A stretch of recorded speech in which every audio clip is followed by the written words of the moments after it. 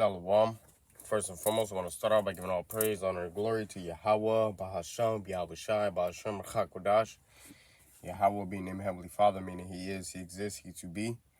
Ba'in, Ha-da, Sham, name, Yahushai, being named Only Begotten Son, meaning He delivered, He saves, Chakodash, Holy Spirit. Double honors to the Apostle of His great most, never well, peace, blessed, elect to Israel. Shalom, and above all. Back here with the lust to the Spirit of power, Yahweh Shai, Lord willing, this video is edifying. And I want to go into this exhortation and admonishment unto brothers, to be circumspect, okay, and be mindful of not being a bold fellow, okay? And what I mean by being a bold fellow, meaning, you're being bold in things that don't necessarily need you to be bold in, okay? Like when you're pushing this truth, you're preaching the word, all right? And y'all on the highways and byways, yeah, you stand with that godly boldness, that righteous boldness, okay? But when you're out on your day-to-day or you're amongst the brothers, you got to move with wisdom because you don't want to, be a bold fellow and then put certain people in jeopardy, man. You know what I'm saying? And ultimately in a sense of like, if you might be a brother who's a hothead and you always ready to start a fight, you know what I'm saying? Or say something slick to somebody in public. You know what I mean? That's just being bold, okay? And it's like, you don't got to be doing all that, you know what I'm saying? If it's not necessary, because at the end of the day, you don't want to put yourself in jeopardy, but also, moreover, you don't want to put brothers in jeopardy, man. You know what I'm saying? If you're just conducting yourself willy-nilly, however, you could put brothers in a predicament by you being a bold fellow, okay? I myself used to be like that. I remember when I used to go to camp, I used to be a hothead and, if somebody was scoffing or whatever, I'd be ready to, get carnal. But really, it's like that wasn't the right spirit to be in. And one day the spirit, like, sat me down and I was meditating on it. And I was like, bro, I got to chill. You know what I'm saying? When I'm out on the highways and byways with other brothers and I'm snapping and everything like that because, what if the dudes respond back in a carnal way? And now I'm putting the whole camp in jeopardy, all because of what? My ego?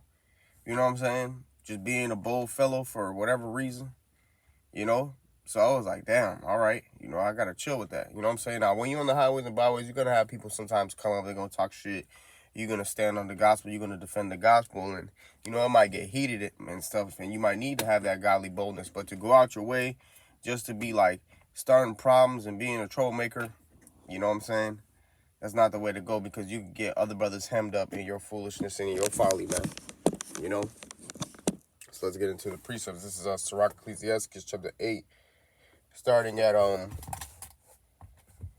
let's see, verse 15. It says, travel not by the way with a bold fellow, lest he become grievous unto thee, for he will do according to his own will, and thou shalt perish with him through his folly. Okay? That's the point right there. Travel not by the way with a bold fellow, man. Okay, so, you got a Jake who just doesn't care. He doesn't move circumspectly. He just walks around with that boldness, like he could do whatever he wants and get away with it. You don't want to hang out with a dude like that, because a dude like that could get you in a situation, man. This Jake here it is. He sees a group of niggas, and just because of his ego or whatever thing going on in his mind, he feels the need to have to puff up his chest and be tough and be like, "What's up, nigga?" For what? You know what I'm saying? Now, by him being a bold fellow, let's say those dudes spin back, they whoop his ass. You right there with him. What you think they're going to do, man? They're going to try to whoop your ass too. Okay? Now, of course, certain things are circumstantial, but it's just like you don't want to be that bold fellow and then you putting other brothers in jeopardy for whatever reason because of your actions, man. You know what I'm saying? You always want to be mindful of that. All right? That's why it says, lest he become grievous unto thee, for he will do according to his own will, and thou shalt perish with him through his folly. Right. Here it is. He taking it upon himself to go and do certain things. It's like, bro, why you doing all that? You know what I'm saying? Like, not thinking as a collective, man. You don't want to put the flock in jeopardy, bro. Okay? This is Proverbs 22.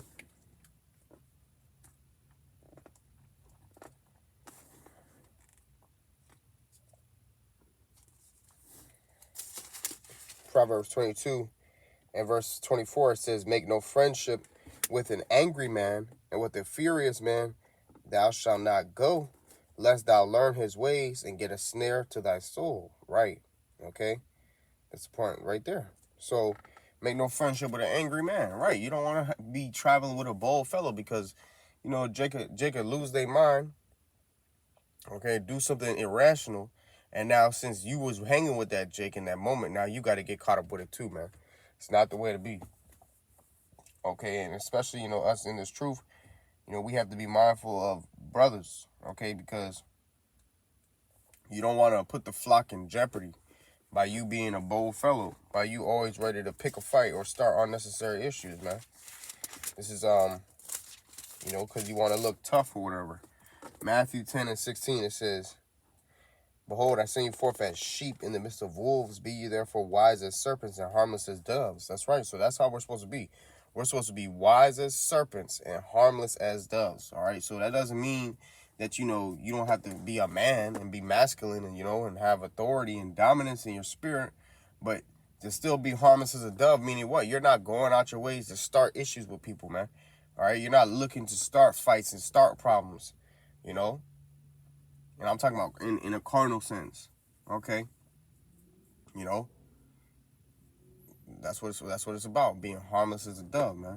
Okay. And now if you're in a situation where you have to defend yourself, then that's a different story. You know, self-defense is self-defense, but you're not going out your way to start an issue or incite a fight or anything like that, man. You should be trying to live peaceably amongst all men as much as it is possible, roughly paraphrasing, you know. But yeah, what I said, but beware of men, for they will deliver you up to the councils and they will scourge you in their synagogues. Right. So you got to also watch the people who you are around. Okay. Because, you know, these people, they'll sell you out in a heartbeat, man, especially when the pressure gets put on them. So you got to be mindful of who you're around, how you conduct yourself, you know, what you're doing, what you're saying around them. Okay. Because these people, they watch, man. People do watch. And sometimes people know us from the highways. They'll see us out there. And then we run into them, and we might not have seen them, but they seen us. They recognize us. So it's like, man, we're constantly representing the ministry, you know, at all times. If anybody sees us through the spirit, whether they know us or they don't know us, we're still a representation of the ministry, man. So we want to make sure that we're representing the ministry the right way, okay? That the ministry be not blamed, you know? Let me get that precept real quick. And that's another reason why you can't be a bold fellow, because here it is, by your actions, you making other brothers look bad. 2 Corinthians 6, starting at verse 3, says, giving no offense in anything, that the ministry be not blamed. That's it. Okay? So, we don't want to, you know, be multiplying offenses, man. Okay? Because we don't want the ministry to get an evil eye towards the people. Okay? Now, of course, people already have their pre-connotations, their doubts, so on and so forth about the men of the Lord. But the thing about it is, when they see us and they behold our conversation, you know, they're ashamed because they have nothing evil to say of us, man. Let me see if I can get that precept. So here it is. They're like, damn, you know, I've heard so many bad things about these guys, but you know, when I was actually amongst them, man, those dudes weren't as bad as people try to make them seem to be. Okay, so that leaves them feeling ashamed, man. Okay. Because they didn't examine before they rebuked. Scriptures speak about that's Proverbs 18 and 13. Let me get that real quick, Lord willing.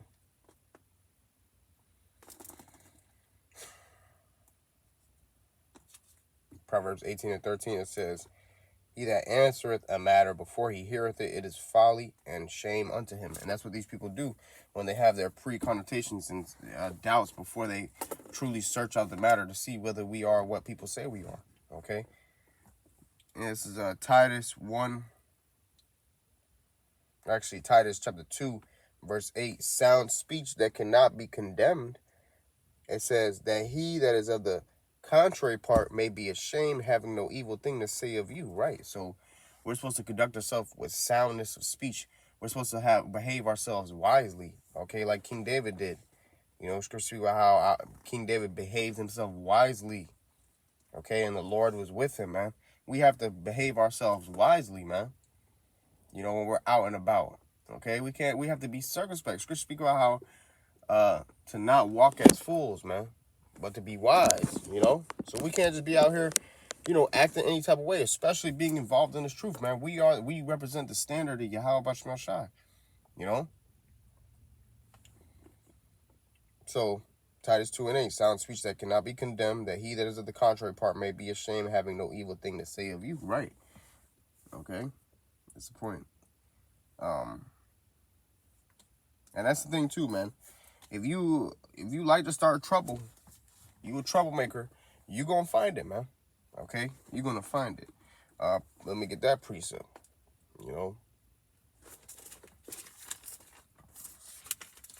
Proverbs 11 and verse 27. It says, he that diligently seeketh good procureth favor, but he that seeketh mischief, it shall come unto him. Right. So if you're being a bold fellow, you're always looking to start a problem with somebody for no reason, well, that mischief is going to come upon you, man. You want to conduct yourself in a carnal way. Well, one day the Lord's going to have somebody, you're going to meet your match, so to speak, with that energy, man. Okay. And you're going to be like, damn, I wasn't really expecting all this. Well, stop trying to put out that vibration, man. Okay? There's nothing wrong with being wise as a serpent, harmless as a dove, man. There's nothing wrong with being gentle or coming off looking like, you're weak or base, okay? Because they might think that, but once the Lord put the spirit on you to get the job done, so to speak, for lack of better words, then they're going to be like, oh, shit, But, hey, that's when you give your Yahweh Shem Shai glory. But you're not going to go out your way to start problems with people, man, okay? Now, we're not in those times, man, okay? During Jacob's trouble, you might have to defend yourself here and there, okay? And that's understandable, all right? But, you're not going to go out your way looking to pick a fight with nobody, okay? Even now in these times, man, Now everything's set up through the Spirit, okay? Spirit might have you do a mission, okay? Spirit could do that, but, because that was you have men like that in the scriptures, okay? But the thing about it is you still want to move wisely because you got to understand the time frame that we're in. We're not in those times right now. You know what I'm saying? Scripture speak about how there's a time for peace and a time for war. So right now, even though we're in a spiritual war, it is technically a time of peace. So we have to conduct ourselves in a peaceable manner, man. But when all hell breaks loose, when Jacob's trouble comes, that's going to be a time of war. Then you're going to have a different mindset. Then you're going to have a different, approach to situations and things like that, all right? Day-to-day situations. But for right now, we got to be wise as serpents, harmless as doves, The weapons of our warfare are not carnal. So we're not supposed to be walking carnally, man. Okay? That godly boldness that we have is a spiritual boldness, man. It's not a carnal boldness, all right? Even though it may come off as carnal boldness to some people, but really that's that godly confidence, man. Let me get that real quick. This is 1 Corinthians chapter 10, starting at 2 Corinthians actually.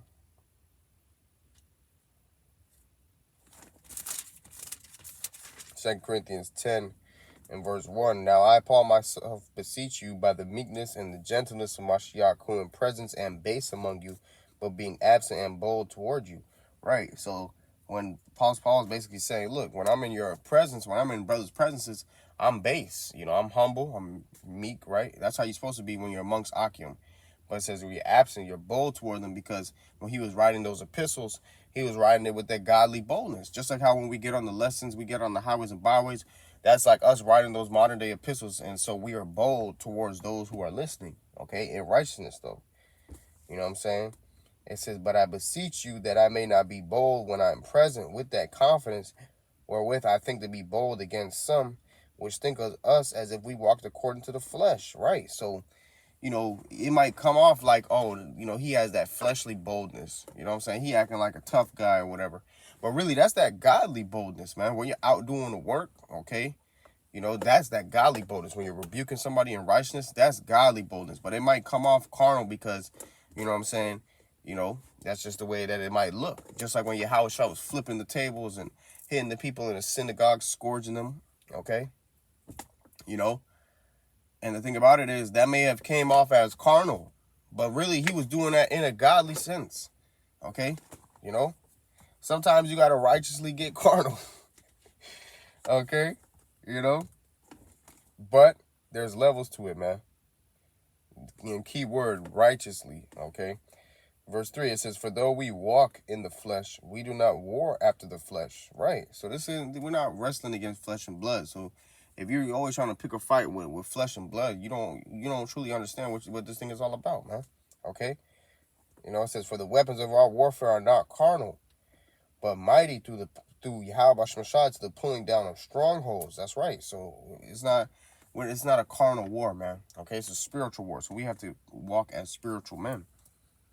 Okay? Let me see.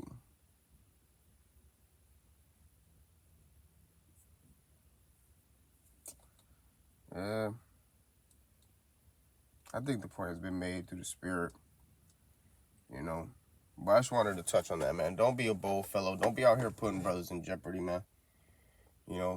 Because you want to act like the tough guy in the group, okay? I used to do that myself, you know what I'm saying? You come into the truth, you real zealous, you ready to take on the world, you know what I mean? But, you got to just know the time, the place. You got to know how to just relax and, hold your peace sometimes, man, so that you don't end up putting other brothers in situations because you feel that boldness within yourself to do something irrational, But that's the point. With that, I want to give all praise, honor, and glory to Yahweh, Ba'ashem Yashai, Ba'ashem Chakwadash, the honest, the apostle of his great most, and every well, peace, blessing, like the Israel, Shalom, and above all.